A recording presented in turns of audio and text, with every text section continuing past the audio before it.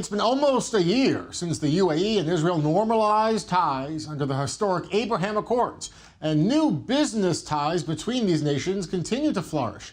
Dorian Barak is a prominent investor and fund manager based in both Israel and Dubai, where he's been active for over a decade. He is currently playing an important role as the founder of the UAE Israel Business Council and has seen firsthand how innovation and technology can affect business in the Middle East. Thanks, Dorian, for being with us. To start, you have played many roles in big industries around the world, but how has the UAE Israel Business Council been different for you? I think what's exciting about this opportunity is that there is so much pent-up demand. For so many years, Israelis have been curious about opportunities in the Gulf and in the UAE in particular, and Emiratis have sought to do business with Israelis through all kinds of different means. Finally, it's possible to do it directly. What does the focus on innovation in the UAE, especially in Dubai, mean for the UAE-Israel business relationship?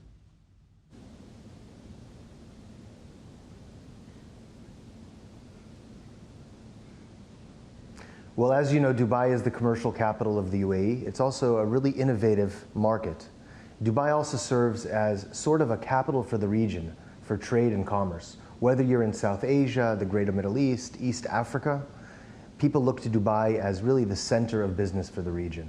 This is what's attracted Israelis to the market. And I think what they found when they came to Dubai is that it's a much more innovative, technology-driven market than they expected.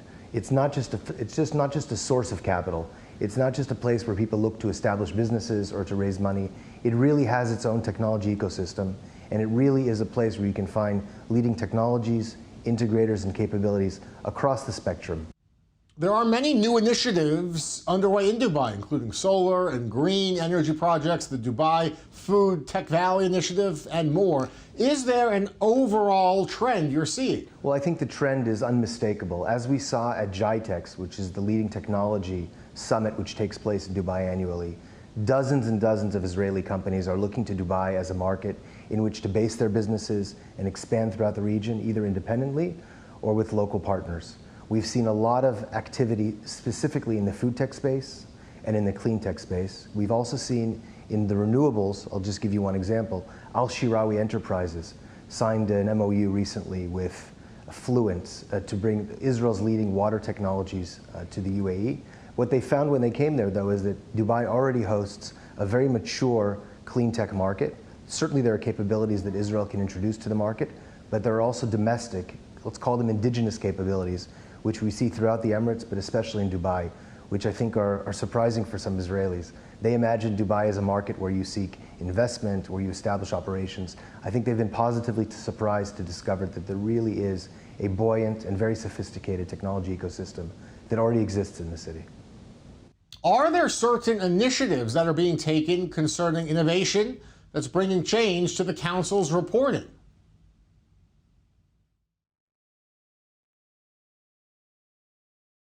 Well, we didn't expect things to take off as quickly as they have.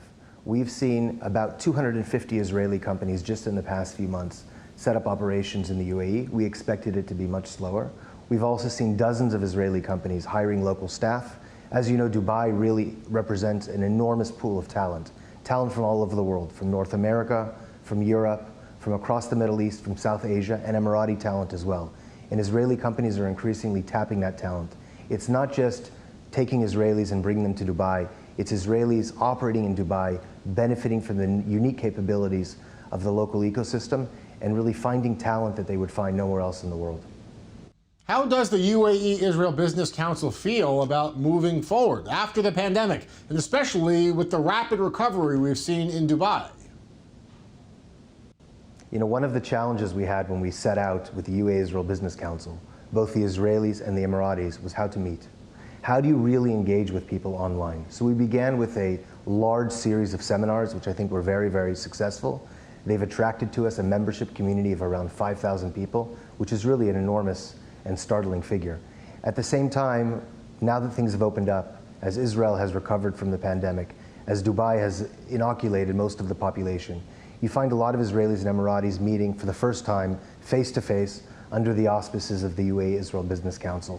And if you ask me or my partner, Fleur Hassan Nahum, that really is the most rewarding part of our work. It's bringing people together to see what they can do. Very often you don't know where business is going to take you, but when you meet and you begin to discuss opportunities, get to know each other, compare your advantages and how you can complete each other, you find that there are many, many more opportunities than you initially anticipated. So it's been a very, very rewarding process for all of us. Do you sense developing trends in Dubai and the UAE? In 2020, we saw about $200 to $250 million of trade, excluding tourism, between Israel and the UAE. This year, we're on target to see somewhere between 1 and 1.5 billion, which is a very significant number. And of course, I'm excluding from this tourism, which has become a real boon to the Dubai economy, but also a really unique and exciting destination that was denied to Israelis for so long.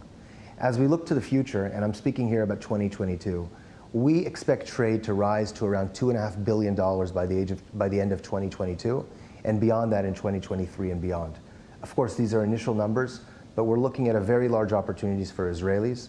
This is a huge market for their goods and services. It's not just the UAE. It's also making use of Dubai as a springboard to target the rest of the region. And for Emiratis, as many know, Israel's a great place to get wonderful technology, often at a much lower cost, but with capabilities that exceed what they currently have.